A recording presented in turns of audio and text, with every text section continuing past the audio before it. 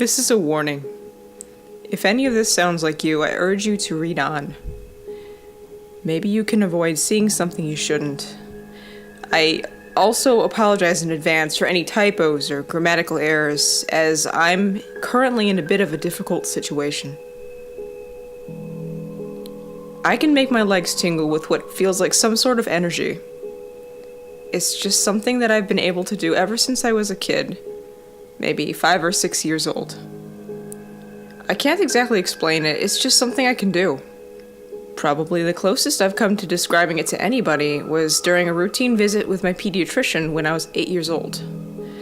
I remember I was 8 because I had been dreading that year of my life for a while. After a fairly normal checkup from my doctor, I was asked if I had any questions. I thought really hard, and then remembered my unique, talent. I can make my legs tingle, I said, if I relax too much. This was the best way I could describe it, but it wasn't necessarily true. In reality, it was something I could trigger at will, no matter how relaxed I was, although relaxing certainly helped. It was no different from winking or moving an arm, it's just something I could do, without a second thought. Anyways, when I told this to my doctor, he looked down at me and grinned. An odd, sort of twisted grin. I still remember it. He went on to explain that sometimes, if you sit or lay down a certain way, your legs can fall asleep, which would account for the tingling feeling.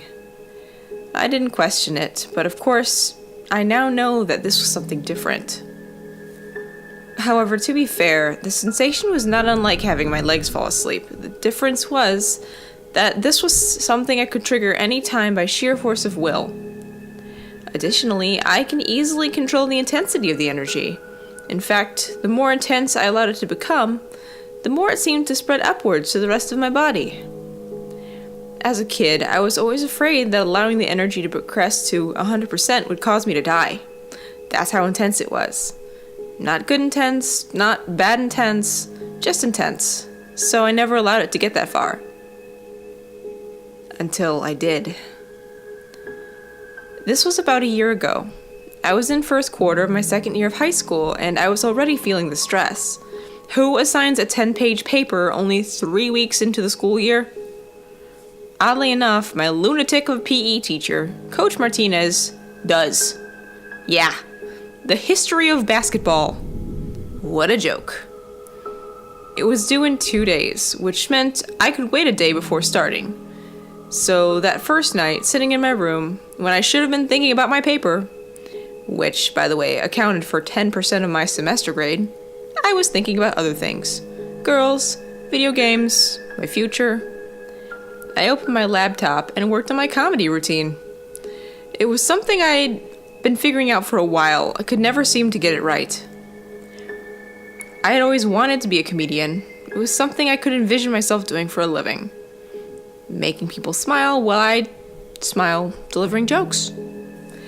Nothing sounded happier to me. I had good comedic timing, I just had trouble writing good jokes. I knew that comedy was in the unexpected. What I didn't know was how to subvert people's expectations. While typing out my monologue with effortless speed, not to brag, but I'm a touch typist, the topic started to shift from an incident in a public restroom to the subject of my childhood. It was then that I remembered it. The strange energy that I could cause to inhabit my legs. I had never really forgotten it. I suppose it was always a part of my life. It was just something I never really thought about. Yet here I was now, unable to kick the thought out of my mind. What would happen if I tried to go all the way? If I let the energy consume all of me? I needed to know. The curiosity was eating me alive. So I let loose. As always, it started in my legs, a light tingle like they were falling asleep.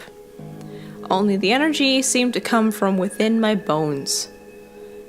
Then, I allowed it to become more intense. My heartbeat started to quicken, as did my breathing. My vision blurred. I started to tremble. Then, something that I had never allowed to happen before. It spread to my head. My eyes, still blurred, started flickering around the room like mad. I couldn't keep them still.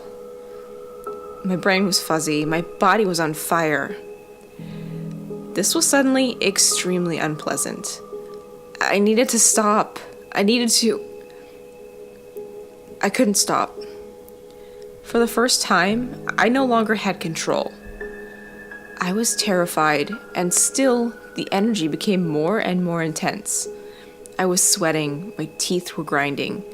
I was dizzy and slightly nauseous. I felt like I was about to throw up. And then it stopped. Everything stopped. I felt normal again. At least I thought I did, but something seemed wrong. Off. First, I was unable to trigger the tingling again. Not that I wanted to. Second, things were quiet. And I mean quiet. I had never been surrounded by such complete silence. Normally, in situations like these, I had my slight tinnitus to keep me company, but even that was absent. I couldn't even hear the ticking of my clock. I thought I'd gone deaf, until I decided to snap my fingers. Now that I could hear, it almost startled me. I had expected to hear nothing. Then I noticed that if my ears were functioning properly, there was something besides my tinnitus that I should have been able to hear. My heartbeat. I couldn't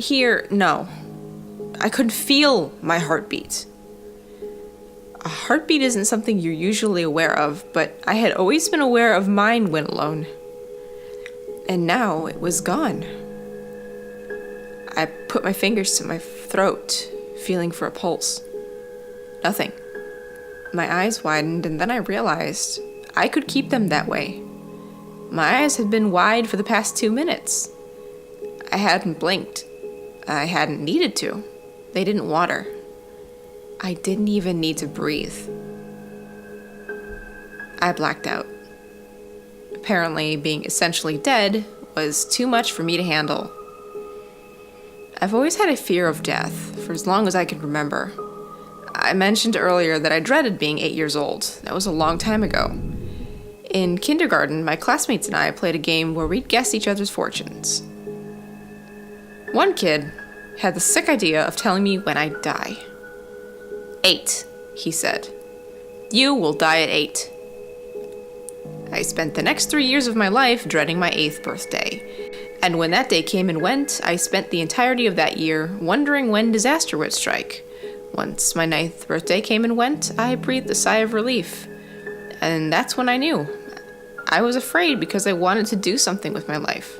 I wanted to leave my mark on the world. I wanted people to remember me.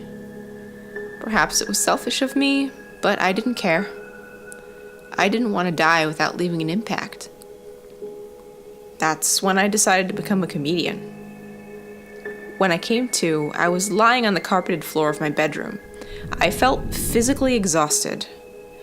When I remembered what had happened, I immediately moved my hand to my chest. In my desperation, it took me a second to find it, but my heartbeat was back. I breathed a sigh of relief. That was something that had returned too. My need to breathe. I chuckled to myself. Of course I needed to breathe. I was human. My eyes watered and I blinked. Still, they continued to water. I was crying. I believe that I could have triggered the tingling again at that point if I wanted to, but I wasn't about to do that. I went to bed for the night, enjoying the sound of my own heartbeat as I drifted off to sleep. Thud, thud, thud. I spent most of the next day considering what had happened. It was true, my heart and breathing had stopped. But I started to think that maybe I hadn't died. If I had, how could I still be alive? And how was I conscious when I was dead? Eventually, I started to consider trying again that night. And by the time school ended, I had made up my mind. I was going to do it. And I wasn't going to pass out. I arrived at home, said hello to my mom, and locked myself in my room. Triggering it again felt exactly the same as before, but knowing what to expect helped to get rid of some of the unpleasantness. Before I knew it, I was dead again. Just to make sure, I checked my pulse. Nothing. The silence started to overwhelm me again. I gulped and listened for something. Anything that might be out there. It was baffling me, so I made myself make noise, and I slammed my hand on my desk. That made a sound. So why couldn't I hear, for instance, my analog clock? Wait, my clock. I looked at it. It was 3:12, the exact time I had entered my room. And yet I was certain that at least a minute or two had passed since then. I looked even closer. The minute hand wasn't moving. No way. Looking around, I realized that nothing else was moving, not even the curtains on the window by my bed, which normally swayed a little bit. If what seemed obvious was true, then I could stop time. And yeah, with my current hindsight, I can tell you that was pretty much the gist of it. I looked at my desk and picked up a pencil. I dropped it. It fell back on the desk, to my disappointment. Seemed the laws of gravity still worked and stopped time. I looked around my room, considering what else I could do. I picked up my laptop and, thinking that this was ridiculous, opened it. To my surprise, it seemed to be fully functioning except for a clock, which never advanced. Interesting, I thought. And then I had another thought. I could use this to my advantage. I could use this ability to procrastinate on my essay. So, for what must have been hours and hours, had time been progressing normally, I played video games on my laptop. Single-player games. The internet didn't seem to work in this realm. It wasn't until I thought to myself I could do this forever that I realized the potential danger of this ability. I could literally do this forever.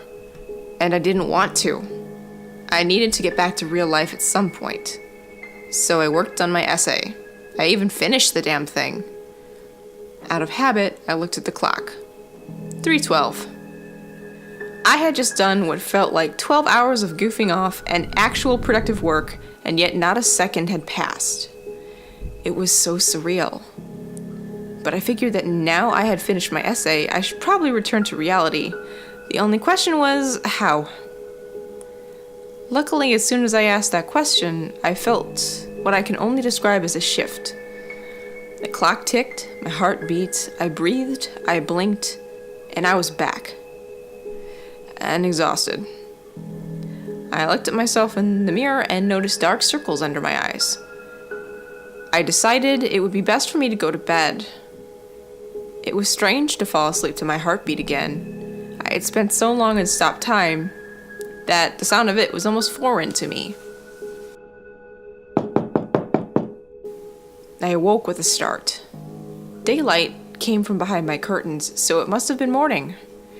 Good, I thought to myself. I hate waking up at night. And there was a banging noise?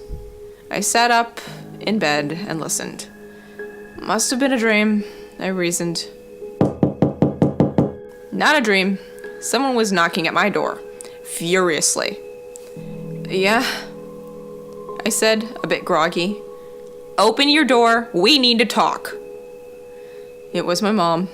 Jesus Christ, what was this going to be about? She sounded pissed. Knowing that there wasn't much I could do, I complied. Opening the door revealed the image of my mother holding a small Ziploc bag. Its contents? Take a wild guess. Explain to me where this came from. Her voice struggled to remain calm. To be honest, I wasn't entirely sure. It wasn't mine. I stayed away from that kind of stuff, most of the time. It could have come from one of my friends. I had a specific one in mind, but I didn't want to rat him out to my mom, and I was a terrible liar. Well? She was growing impatient. What I needed was time. Then it hit me. Of course. I concentrated, allowing the energy to spread. Then reality shifted. Time had stopped, and something else was different. My mom. I had expected her to be completely frozen, holding the bag and pointing to it with that impatient expression. Only part of that was true. She was frozen, still as a statue. But the bag was gone. Her arms were down by her sides, her hands were open, and her fingers spread wide apart. Maybe a bit too much. But the most unsettling by far was her face. While she should have been looking at my doorway where I had been standing, I had since moved out of my room and to her right. She was looking directly at me with wide, bloodshot eyes. And she was smiling. A big, twisted grin. Something about it was eerily familiar. I moved to the left. Her eyes followed. As I moved around more, although her head stayed facing the doorway, her eyes continued to follow me. I didn't want to see her face anymore, so I moved behind her. And though to be rid of that sight was a bit of a relief, I couldn't shake the feeling that her eyes were now looking behind her head. I shivered. I didn't want to be here anymore. Suddenly, I found myself back in reality. From behind, I noticed that my mom was once again holding the bag and pointing to it, although I couldn't see her face. "Where did you—" I heard her say. She turned around and looked at me. Her expression of impatience suddenly turned to worry. "Are you okay?" she asked. "Hey, if you need to talk about anything..." Seeing a way out, I said, "No, I'm good. I should head to school." I quickly gathered my things and left without my usual morning shower. "This isn't over," she said as I shut the front door, but she sounded much less angry. As I walked to school, millions of questions ran through my head. Aside from my obvious, I wondered why my mom had been so willing to forget the bag and ask how I was feeling. What had changed? I ran through the possibilities in my head over and over during that walk. I never really figured it out. Of course, now looking back, I think I understand. I must have looked absolutely terrified. When I arrived at my high school, the campus was fairly crowded. I was about 10 minutes early, and people generally hung out around this time to say hello to their friends with an amount of happiness that I knew would be sucked away by the giant vacuum that starts at 8 and ends at 3. I had an idea. It was a terrible idea, but I needed to know. I needed to know if it was the same. I stopped time. Everybody, and I mean everybody, was standing the same way my mom had been standing. Arms to their sides, hands open, fingers spread apart. And not only that, they were all staring at me. I could tell that the people closest to me had the same bloodshot eyes that my mom had. And every single last person was smiling that same wide smile. I couldn't stand it. I resumed time. I had no idea if there was any meaning behind what I had just seen, and I'm not sure if I cared. I just knew one thing. I was never stopping time again. A couple months passed. Things were back to normal. The only thing that was even slightly out of the ordinary was that my heartbeat when I went to bed seemed to be getting slightly louder every night. Not really even enough to notice in the moment, but looking back, this was definitely something that was happening. Aside from that, things were going well. My mom seemingly forgot about the bag, although something told me that she was waiting for the right moment to bring it up. I wasn't procrastinating anymore. My grades were decent. Even Coach Martinez's class wasn't terrible. I had made a few friends in it, including a guy named Thomas. Thomas was pretty cool. We talked about a lot of the same things, had similar political views, ranted about the same things. We got along well. It could have been the beginning of a rather decent friendship, I think. It was too bad things turned out the way they did. Near the end of the semester, Coach Martinez wanted us to attend his basketball practice. Not to participate, just to watch. While I wasn't doing terribly in his class, I figured that the extra credit wouldn't hurt.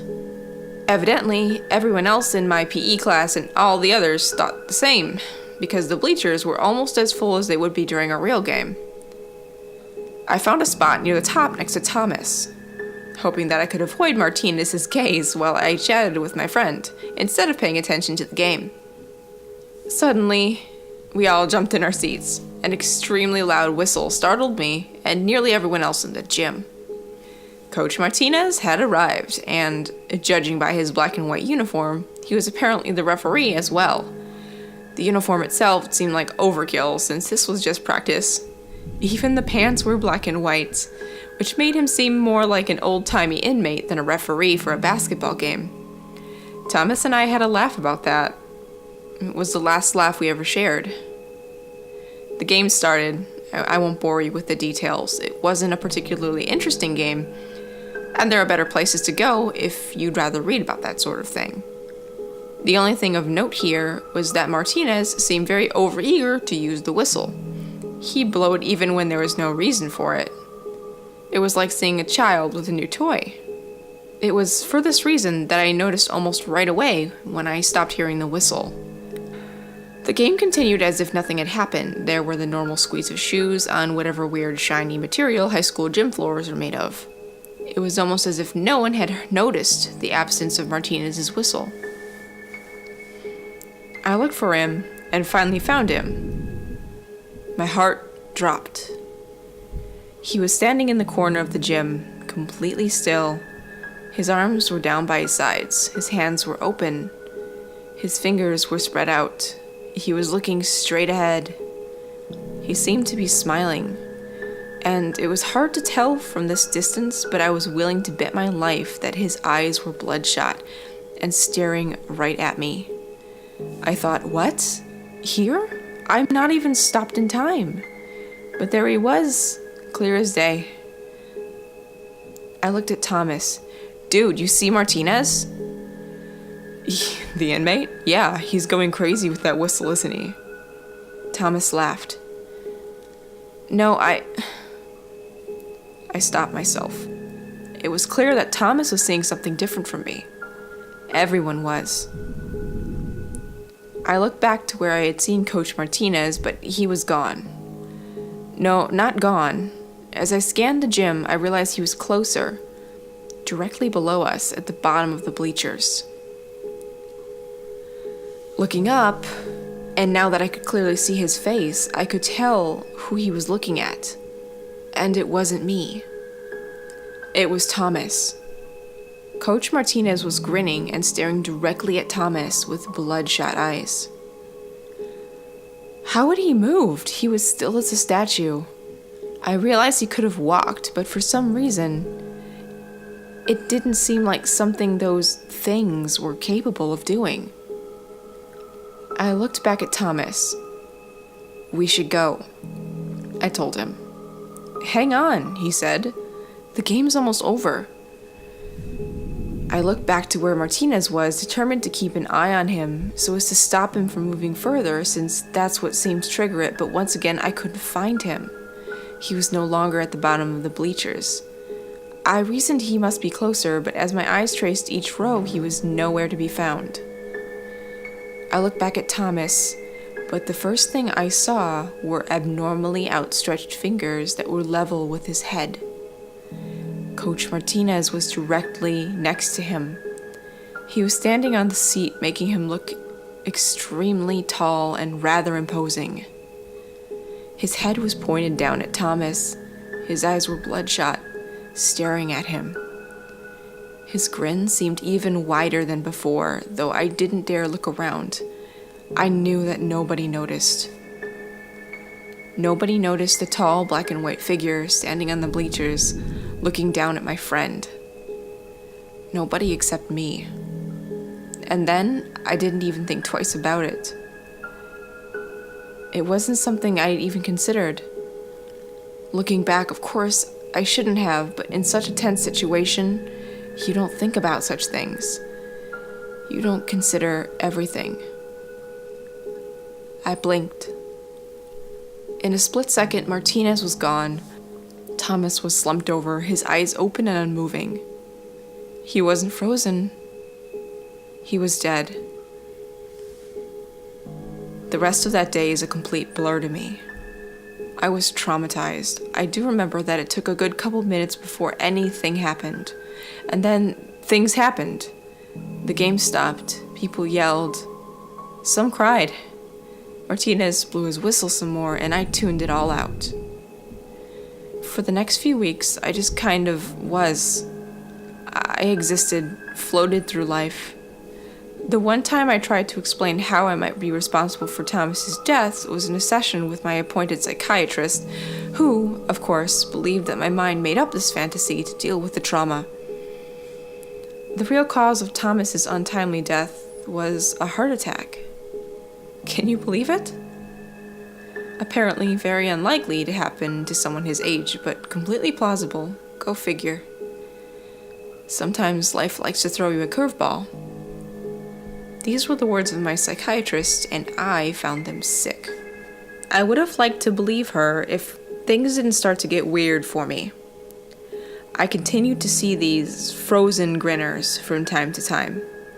It wasn't a constant occurrence, maybe every other week or so. Sometimes I saw them in public, sometimes I saw them on TV. Unlike the case with Coach Martinez, they were never anyone I recognized. And neither were their victims, luckily for me. I always stopped watching once I noticed their eyes staring at some poor soul. Perhaps I should have intervened, but then again, perhaps I would have been only delaying the inevitable. Watching the news later that night, the constant cause of death for these victims was seemingly random. A few more heart attacks, a brain aneurysm, a stabbing. I briefly wondered if the smiling person hadn't been the attacker for this one, but the news report confirmed that it wasn't. Meanwhile, my heartbeat continued to get louder at night. Thud, thud, thud. I also started having nightmares about Coach Martinez. It was difficult for me to look him in the eyes during class. Between the heartbeat, the nightmares, and the random creepy people, I figured this was my curse to live with now. There was nothing I could do. I would just have to deal with it. At least, I thought, my own life wasn't in danger. Now I find myself wishing I hadn't jinxed it. By the end of the school year, I was on track again. I wasn't at my 100%, but I was definitely recovering nicely. I was making more friends, my grades were fine, my relationship with my mother was better, and despite the odd incident here and there, my life was objectively pretty decent. Until one night. I arrived home on my second to last day of school. That meant I had no more assignments. Tomorrow was going to be a day of celebration. Boy, was I beat. I went to my room, turned off the lights, and took a nap, not minding the possibility of it turning into my night's sleep.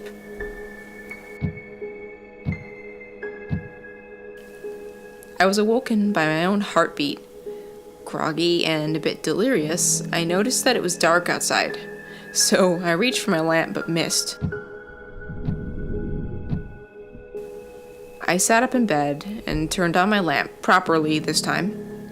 I was very disoriented. I could hear my heartbeat. I put my hands to my chest, and my eyes widened. My heart wasn't making that noise. It never was. They didn't come in twos, they came in threes. These weren't thumps. They were thuds, like footsteps. No, not like footsteps, like someone landing a jump. Frantically, I looked around the room. After coming to my senses, I realized that the noise wasn't louder than usual, it was closer than usual. The sound was coming from outside my window. I looked at my curtains, which were swaying normally. I could barely make out a vague shape behind them. Now my heart was actually beating loud enough to hear. I raised a trembling hand to open the curtains. There was a complete stranger standing very still outside my window. His grin was as wide as his bloodshot eyes, and they were staring right at me. Taken by surprise, I blinked. You'd think I'd have learned by now, but no. And the consequence of that action, the man was now standing inside my room, next to my bed, still staring at me. Of course. I felt my eyes starting to water. Once I blinked, it would be over. My time will have come. No. If there was ever a time to use my ability, it was now. Not taking my eyes off the man, I concentrated, and just like that, time stopped. I no longer needed to blink, or breathe, or pump my blood. No, now I was really trapped, staring into the bloodshot eyes of death. I realized that I faced a horrifying reality. Die now, or die eventually. Screw that. If I was going to die, I was going to do it my way. Still not taking my eyes off the stranger, I instinctively grabbed my laptop from my nightstand. Thanks to my touch typing skills, I was able to sign in without looking at the screen. The familiar welcome noise greeted me. Then I held the screen up to my face so that I could look at it while still being able to see the stranger behind it, albeit out of focus. On the taskbar, I was able to see the time. 8 o'clock. Of course, what a sick joke. Speaking of which, I decided to open my comedy routine. I figured that since I was facing the end of my life, I might as well do something with it. Leave my mark on the world. I started to read out loud to myself what I already had. It was an admittedly stupid joke about public restrooms. Once I got to say the punchline, the guy didn't even wash his goddamn hands, I was startled by a noise. The man started to chuckle. A low, eerie chuckle, but something about it was warm, friendly. Despite myself, I continued to read. I mean, you think after all that lecturing, he'd at least have the decency to pretend to run the water. The stranger chuckled again. It was at this point I decided to stop. I had more important things to do. I put down the laptop and continued to stare at the man while typing out a warning. This story. I have had to look at the screen a few times while I typed this, but I made sure to raise the laptop so the man was still in view. And now here we are. The end of the road. I'd like to post this, but I know that I can't do that until I resume time. And even then, I would have to be quick. I can only keep my eyes open for so long. And despite the stranger's laugh, I hardly believe that he's willing to let me live. But you know what? I don't have to do that right now. I can do so many other things. I can make peace with all the mistakes I've made in my past. I can come to terms with the world and its unpredictability. And most importantly of all, I can work on my comedy routine. After all, it seems I have a captive audience. I wonder why he's so responsive to my jokes. Perhaps it's because he smiles. A smile is the purest glimpse of raw humanity one can witness. You can't control it. You smile when you're happy, when you've accomplished something, and of course, when you've heard something funny. We all know comedy is in the unexpected. What's more unexpected than death? You know what? Death may be the ultimate joke, but this stranger is in dire need of some new material. And I think it's my job to fix that. Maybe his real-life counterpart is a comedian, and my jokes will somehow manifest themselves as ideas in that person's mind. Maybe not. I don't know. What I do know is that I'm about to write the best goddamn comedy routine in history. It won't be easy, but I have what I need. A word processor, a test audience, and most importantly, I have all the time in the world.